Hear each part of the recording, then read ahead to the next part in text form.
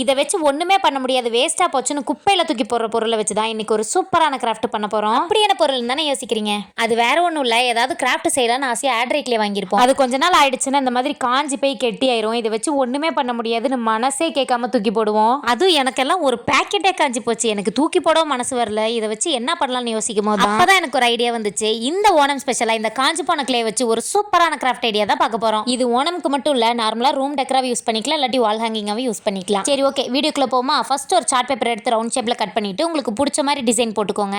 நான் பாத்தீங்கன்னா சிம்பிளா இந்த மாதிரி ஃப்ளவர் ஷேப்ல போட்டிருக்கேன். அடுத்து கொஞ்சமா பிளாக் கலர் ஆட்ரேக்ல எடுத்து நான் எப்படி அந்த டிசைன் மேலே க்ளூ வச்சு ஒட்டிக்கிறேனோ அதே மாதிரி நீங்களும் ஒட்டிக்கோங்க. இந்த ஸ்டெப் ஆப்ஷனல் தான், உங்களுக்கு வேணும்னா அந்த மாதிரி பிளாக் கலர்ல அவுட்லைன் போட்டுக்கோங்க. எனக்கு கொஞ்சம் அட்ராக்டிவா இருக்கணும்ன்றதுனால நான் போட்டுருக்கேன். அடுத்து அந்த அவுட்லைன் மேலேயே ஒரு டூத் பிரஷ் வச்சு நல்லா டேப் பண்ணி விட்டுக்கோங்க. இப்போ அந்த காஞ்ச கிளேவை ஒரு கிரேட்டர் வச்சு நல்லா ஃபைனா திருவிக்கோங்க.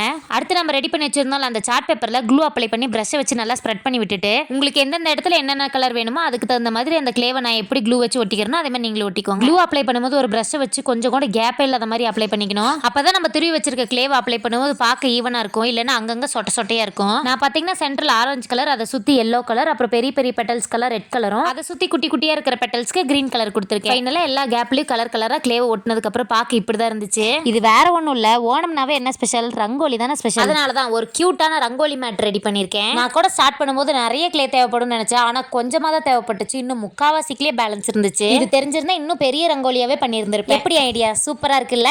சரி ஓகே, இந்த ரங்கோலி மேட் ஐடியா உங்களுக்கு ரொம்ப பிடிச்சிருந்துச்சுன்னா மறக்காம இந்த வீடியோக்கு லைக் பண்ணிருங்க. அப்படியே எப்படி இருந்ததுன்னு மறக்காம கமெண்ட் பண்ணுங்க. நம்ம சேனல் கைல்ஸ் கிரியேட்டிவிட்டி லைஃப் ஸ்டைல மறக்காம சப்ஸ்கிரைப் பண்ணிருங்க.